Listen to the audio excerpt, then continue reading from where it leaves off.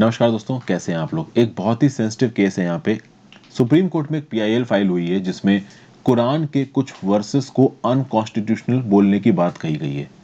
जो पेटिशनर है उसका ये बोलना है कि कुरान के ये वर्सेस वायलेंस प्रमोट करते हैं, टेररिज्म प्रमोट करते हैं, सोसाइटल बैलेंस को बिगाड़ने की कोशिश करते हैं। इस प्रकार की बातें यहाँ पे कही गई हैं। काफ़ी सेंसिटिव इशू है। ऑब्वियस सी बात है कि जब इस प्रकार की बात कोई करेगा तो सबसे पहले आपको दिमाग में आएगा कि ये जो पेटिशनर है, जिसने पिटीशन फाइल की है, ये हिंदू है या मुस्लिम है या किसी और धर्म का है। तो मैं आपको बता दूं कि ये पिटीशन फाइल की गई है वसीम रिजवी जी के द्वारा। देखिए ये न्यूज़ है। A public interest litigation has been filed in Supreme Court by Wasim Rizvi.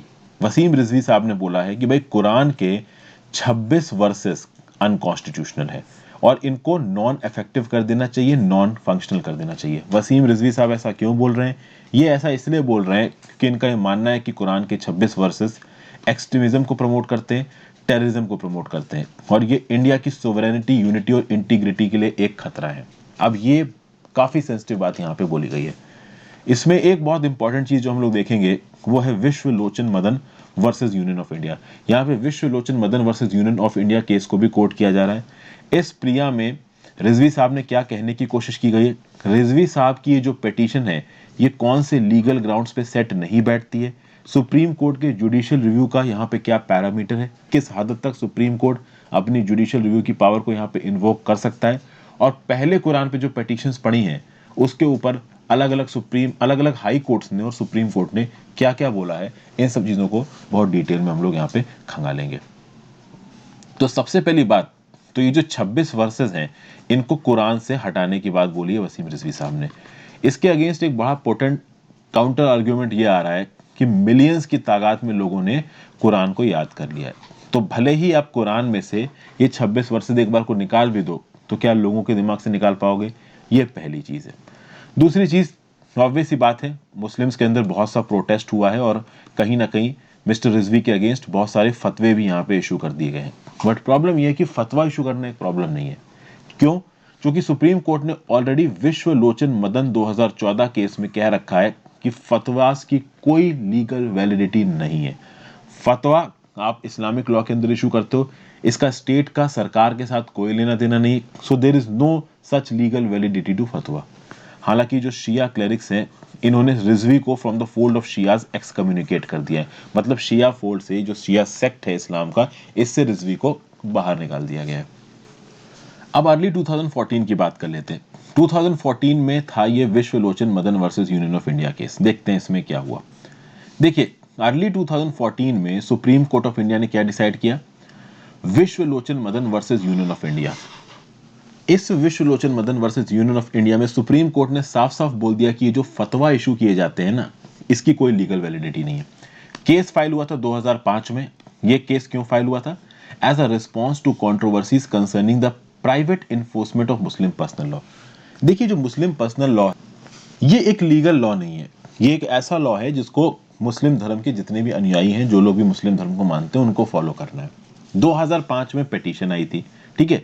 इस 2005 की पिटीशन में ये जो पब्लिक इंटरेस्ट लिटिगेशन था, इसमें मिस्टर विश्व लोचन मदन ने सुप्रीम कोर्ट को क्या बोला कि जितने भी नॉन स्टेट मुस्लिम डिस्प्यूट रेजोल्यूशन है, इंक्लूडिंग फतवा देना, इसको बंद करिए। कहने का मतलब यह है कि विश्व लोचन मदन ने पीआईएल फाइल की 2014 में, जजमेंट आया 2000 सॉरी पीआईएल फाइल की 2005 में, जजमेंट आया 2014 में। मतलब सुप्रीम कोर्ट को 9 साल लग गए इसके ऊपर जजमेंट देने में।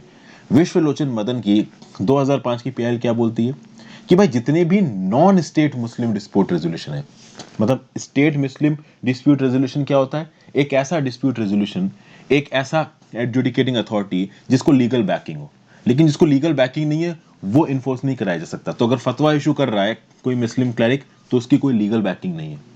तो ये लीगल बैकिंग जिसकी चीज की नहीं है वो इशू नहीं होने चाहिए। उसीलिए 2014 में जब सुप्रीम कोर्ट ने Vishwa Lochan Madan versus Union of India का जजमेंट दिया, सुप्रीम कोर्ट ने साफ साफ बोला यहाँ पे कि फतवा इशू करना इज नॉट राइट। ठीक है ना भाई, इसकी कोई लीगल बैकिंग नहीं है। यहाँ पे डिफेंडेंट कौन कौन था? मतलब ये जो विश्व लोचन मदन ने केस फाइल किया था, इस केस को डिफेंड कौन कौन कर रहा था? विश्व लोचन मदन के अगेंस्ट कौन खड़ा था? तो एक ऑर्गेनाइजेशन था all India Muslim personal Law board, at the same time union of India. ठीक है, कहने का मतलब ये है कि अगर यूनियन ऑफ इंडिया डिफेंडेंट था तो अब सुप्रीम कोर्ट के इस जजमेंट के बाद यूनियन ऑफ इंडिया की रिस्पॉन्सिबिलिटी बनती है कि भाई फतवा is not a legal mechanism, इस बात को याद रखा जाए। अगर आप बात करो all India Muslim personal Law board की, तो ये एक नॉन स्टेट ऑर्गेनाइजेशन है, मतलब ये गवर्नमेंट ऑर्गेनाइजेशन नहीं है। हालांकि इस्लामिक फील्ड में और मुस्लिम्स के मैनेजमेंट में, एडमिनिस्ट्रेशन में इसकी काफ़ी चलती है। तो ये कुछ नॉन स्टेट मुस्लिम कोर्ट्स को भी रन करते हैं। तो All India Muslim personal Law Board non state Muslim courts को रन करता है, जिसको दार उल काजाज कहा जाता है।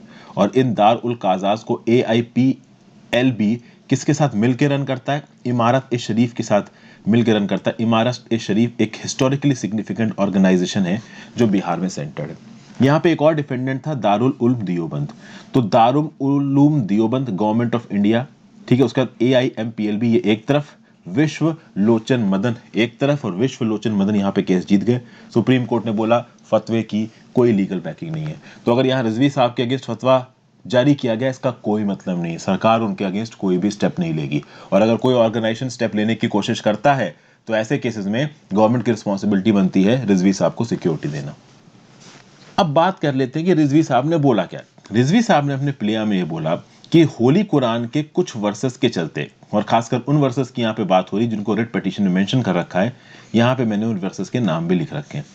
इन वर्सेस की वजह से ये जो इस्लाम धर्म है वो अपने बेसिक टेनेट से दूर जा रहा है। जिस बेसिक फंडामेंटल प्रिंसिपल से इस्लाम धर्म बना है उससे इस्लाम धर्म दूर जा रहा है। और अब इस्लाम धर्म में violent behaviour, militancy, fundamentalism, extremism और टेररिज्म जैसी चीजें आ रही हैं। तो ये जो वर्सेस हैं, इन वर्सेस को अनकॉन्स्टिट्यूशनल बोल देना चाहिए, ऐसा ये रेड पिटीशन बोल रही है रिजवी साहब की। रिजवी साहब का बोलना है कि जो इस्लाम धर्म है ये इक्विटी के कंसेप्ट पे, इक्वालिटी के कंसेप्ट पे, फॉरगिवनेस, टॉलरेंस के सिद्धांत पे टिका हुआ है। और कहीं ना कहीं ये सारे सिद्धांत जा रहे हैं आज की डेट में इन वर्सेस की वजह से। अच्छा, थोड़ा सेल्फ प्रमोशन में भूल गया, अगर अब तक वीडियो को लाइक नहीं किया हो कर दो दोस्तों, चैनल को शेयर कर दीजिए, चैनल को सब्सक्राइब भी कर लीजिए अगर अब तक नहीं किया तो अपने दोस्तों को करवा दीजिए जो भी इस प्रकार की वीडियोस में इंटरेस्टेड रहते हैं, नॉलेज की या किसी पर्टिकुलर एग्जाम की तैयारी कर रहे हैं। ज्वाइन बटन दबा के आप हेल्प भी कर सकते हो, इंस्टाग्राम पर फॉलो कर लीजिए। किसी प्रकार से आपसे कनेक्ट रहने की कोशिश करूंगा, टेलीग्राम ग्रुप ज्वाइन कर लीजिए इस लेक्चर की PDF के लिए, मेरे बाकी लेक्चर्स की नोटिफिकेशन के लिए, ठीक है। तो यही बात यहाँ पे बोली जा रही है रिजवी साहब के द्वारा कि इस्लाम धर्म को मिलिटेंसी, फंडामेंटलिज्म, एक्सट्रीमिज्म और टेररिज्म से दूर ले जाने के लिए आपको इन वर्सेस को अनकॉन्स्टिट्यूशनल बोल देना चाहिए। फिर यहाँ पे रिजवी साहब का ये भी बोलना है कि प्रॉफिट मोहम्मद को कुछ बातें बोली थी अल्लाह ने, तो गॉड द ऑलमाइटी ने कुछ बातें प्रॉफिट मोहम्मद को बोली। प्रॉफिट मोहम्मद ने वो बातें अपने शिष्यों को बताई। जो शिष्य थे उन्होंने उन बातों को इन्फर करने में कुछ गलती कर दी, और कहीं ना कहीं इसकी वजह से कैलिफ्स ने होली कुरान के कंपाइलेशन में गलती कर दी, ऐसा बोलना है यहाँ पे रिजवी साहब का। और शायद वो गलती रिजवी साहब यहाँ पे इन वर्सेस के फॉर्म में बोल रहे हैं जो वर्सेस यहाँ पे लिखे हुए हैं, और इन्हीं वर्सेस को अनकॉन्स्टिट्यूशनल करने की बात कर रहे हैं। रिजवी साहब ने अपनी प्लिया में ये भी बोला है कि जो होली कुरान है इसमें दो प्रकार के मैसेज हैं। एक मैसेज तो वो है जो कि पॉजिटिव है, पीस, हार्मोनी, ब्रदरहुड, टॉलरेंस और फॉरगिवनेस को प्रमोट करते हैं। दूसरे मैसेज जो है जो कि नेगेटिव है, वायलेंस और हेट्रेड को प्रमोट करते हैं। तो बोला जा रहा है कि जो नेगेटिव वाले मैसेजेस हैं इनको हटा देना चाहिए, ऐसा बोल रहे हैं रिजवी साहब। रिजवी साहब का ये भी बोलना है कि रिलीजन का कोई भी डिक्टेट अगर देश के कानून के अगेंस्ट जाता है, अगर देश की बनाई हुई सरकार या स्टेट लेजिस्लेचर द्वारा बनाए गए कानून के अगेंस्ट जाता है, अगर यूनाइटेड नेशंस के बनाए गए प्रिंसिपल्स के अगेंस्ट जाता है, तो उसको नल एंड वॉइड कर देना चाहिए, ये भी बोल रहे हैं रिजवी साहब। और रिजवी साहब का ये बोलना है कि इन वर्सेस के दम पे इंडिया में बहुत से ऐसे इस्लामिक मदरसास हैं जो कि मुस्लिम टेररिस्ट एक्टिविटीज को इंटेंशनली बढ़ावा देने की कोशिश कर रहे हैं। तो इन एक्टिविटीज को रोकने के लिए हमें इन वर्सेस को कुरान से हटाने की जरूरत है। देखिए प्लिया को पढ़िए। There are many Muslim madrasas all over the world where young children are taught Islam and Holy Quran is explained to the Islamic students who are working for terrorist activities in the Quran-e-Shahis as detailed in the preceding paragraph. It is like poison in the raw amounts of young children in the name of message of Allah, which leads him to a radical mindset, and from his early age when they become young, they hate people of other religions because of their mindset, and many youths get involved with terrorist organizations in some way under this mentality. The wrong message of Allah has been filled in the name of Islam. तो कुल मिला के रिजवी साहब ये बोल रहे हैं कि कुछ वर्सेस की वजह से अल्लाह का गलत संदेश जा रहा है लोगों तक, उस गलत संदेश को जाने से रोकने की जरूरत है। अब ये तो रिजवी साहब का पॉइंट हो गया, इनका पॉइंट हमने सुन लिया, इनके अगेंस्ट जो फतवा इशू हुआ उसका पॉइंट हमने सुन लिया। अब यहाँ पे थोड़े लीगल एंगल में घुसते हैं। इन्होंने पिटीशन फाइल कर दी। अब टेक्निकली इस पिटीशन को किसके अगेंस्ट समझा जाए? टेक्निकली इस पिटीशन को सरकार के अगेंस्ट समझा जाए। क्यों? क्योंकि सरकार ने अब तक कोई भी स्टेप नहीं लिया है इन वर्सेस को हटाने के लिए। टेक्निकली लीगली बात हो रही है यहाँ पे, क्योंकि सुप्रीम कोर्ट में अगर पिटीशन गई है तो रिजवी वर्सेस क्या होगा यहाँ पे? ऑब्वियस सी बात है, इन वर्सेस को हटाने की ताकत तो सिर्फ सरकार के पास है। अब क्या सरकार के पास भी ये ताकत है? मेन बात यहाँ पे निकल के आती है, क्योंकि मुस्लिम्स का ये मानना है, मुस्लिम धर्म में ये मानना है कि भाई कुरान में जो कुछ भी लिखा हुआ है वो अल्लाह का बताया हुआ है। तो अगर आप कुरान में कुछ भी लिखी हुई चीज को हटाने की बात करो तो आप अल्लाह के अगेंस्ट बात करने की बात करो, तो यहाँ पे रिस्पॉन्डेंट अल्लाह हो जाएंगे। लेकिन क्या ये पॉसिबल है? मतलब कहने का मतलब यहाँ पे ये है कि ये जो लॉ यहाँ पे बना दिया गया है, ठीक है, कि भाई इस लॉ को हटाओ, मतलब ये जो 26 वर्सेस को हटाने की बात कर रहे हैं रिजवी साहब, हटाया तो लॉ को जा सकता है, अनकॉन्स्टिट्यूशनल तो लॉ को कहा जा सकता है। और लॉ को डिफाइन किया गया है अंडर आर्टिकल 13 क्लॉज 3। कोई भी रिलीजियस स्क्रिप्चर, चाहे वो कुरान हो, चाहे वो गीता हो, चाहे वो कोई वेद हो, ये लॉ की डेफिनेशन में नहीं आते। देखिए क्या लिखा हुआ है, that divine books can be sources of law but not law in themselves. और ये जो डिवाइन बुक्स हैं ये सोर्सेज ऑफ लॉ हो सकते हैं किसी पर्टिकुलर धर्म के लिए, किसी पर्टिकुलर समुदाय के लिए, किसी पर्टिकुलर कम्युनिटी के लिए। तो Muslim personal law relates to Muslim community, वो हिंदूज पे एप्लीकेबल नहीं होगा। उसी प्रकार से हिंदू पर्सनल लॉज, आपके सिख पर्सनल लॉज, ये उस पर्टिकुलर कम्युनिटी के लोग के ऊपर एप्लीकेबल होंगे। अब यहां पे खास बात क्या बोली गई है कि at the commencement of the constitution laws in force वो थे जो कि लेजिस्लेचर द्वारा या किसी कॉम्पिटेंट अथॉरिटी द्वारा कंपाइल किए गए। क्या ऐसा आप कुरान के बारे में कह सकते हैं? नहीं, ये तो भाई धर्म की टीचिंग्स हैं। तो ऑब्वियस ही बात है, इनको किसी लेजिस्लेचर या पार्लियामेंट ने नहीं बनाया है, ना ही कुरान के शब्दों को, ना ही वेदों को, ना ही गीता को, ना ही बाइबल को, ना ही गुरु ग्रंथ साहिब को।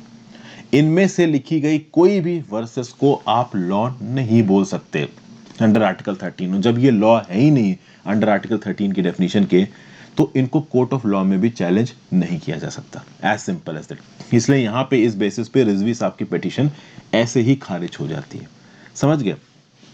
तो यही बोला गया है, टू टर्म द कुरान और other religious scriptures as customs और usages as this petition claims is absurd. मतलब यहाँ पे रिलीजियस स्क्रिप्चर को एक कस्टम की तरह बताना, ये एब्सर्ड, ये बात यहाँ पे बोली जा रही है।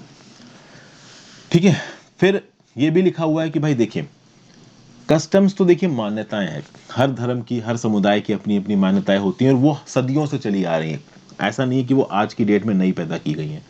और इन मान्यताओं में कुछ शब्द हैं जिनका डिवाइन मतलब है, जैसे गीता में लिखा हुआ है उनका डिवाइन मतलब है, कुरान में लिखा हुआ है उनका डिवाइन मतलब है। अब इन शब्दों को आप कस्टम्स नहीं मान सकते। तो कुल मिला के यहाँ पे ये जिन वर्सेस को अनकॉन्स्टिट्यूशनल करने की बात कर रहे हैं रिजवी साहब, they do not come under the definition of law for the purposes of article 13।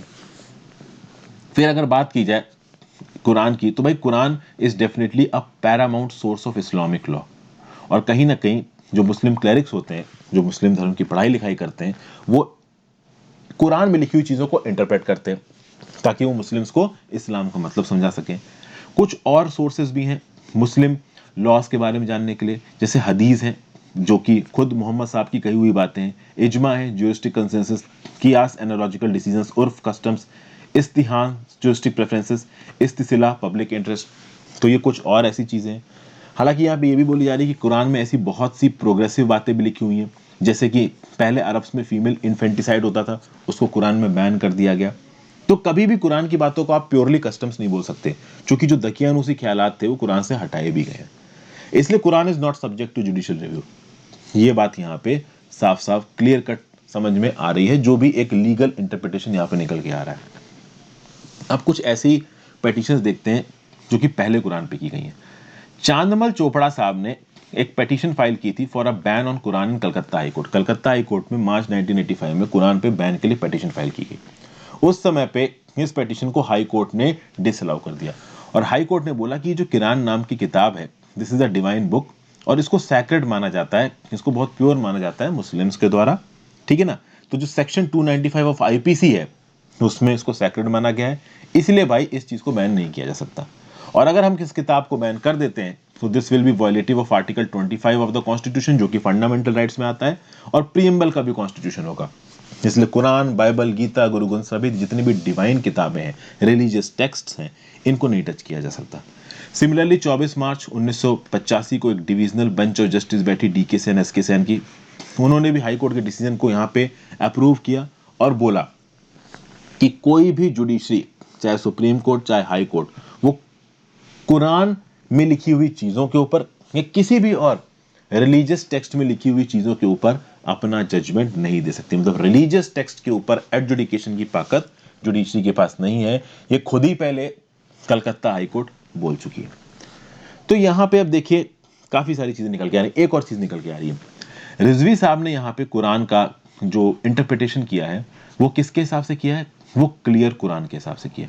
और ये जो क्लियर कुरान है वो इजिप्टियन कैनेडियन इमाम डॉक्टर मुस्तफ़ा खताब के हिसाब से एक ऑथोरिटेटिव ट्रांसलेशन है ही नहीं ओरिजिनल कुरान का। देखिए जो ओरिजिनल कुरान थी उसके बहुत सारे ट्रांसलेशंस दुनिया भर में हुए।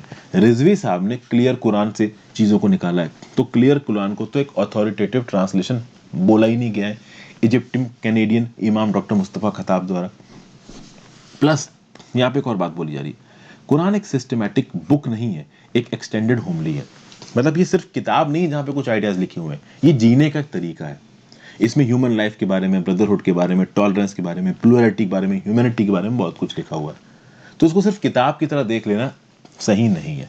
बट चूंकि यहाँ पे एक रिलीजियस टेक्स्ट के कुछ वर्सेस के ऊपर सवाल उठाया गया है, तो इसके ऊपर बहस भी होनी चाहिए। ये बात बिल्कुल सही है। और ऑब्वियस बात है, सुप्रीम कोर्ट में केस गया है, सुप्रीम कोर्ट अपना व्यू पॉइंट देगा और उस व्यू पॉइंट के चलते देश के लोगों के अंदर और बहुत सी बातें खुलेंगी जो इस्लाम को लेके गलत फहमियां लोगों के दिमाग में बैठी हैं, कुछ वो भी क्लियर होंगी। तो इन सब चीज़ों के आगे अब देखते हैं सुप्रीम कोर्ट क्या जजमेंट देता है। जब सुप्रीम कोर्ट का जजमेंट आएगा वो भी मैं आपके साथ अपडेट करूंगा। Thank you for watching friends, have a great day, good bye.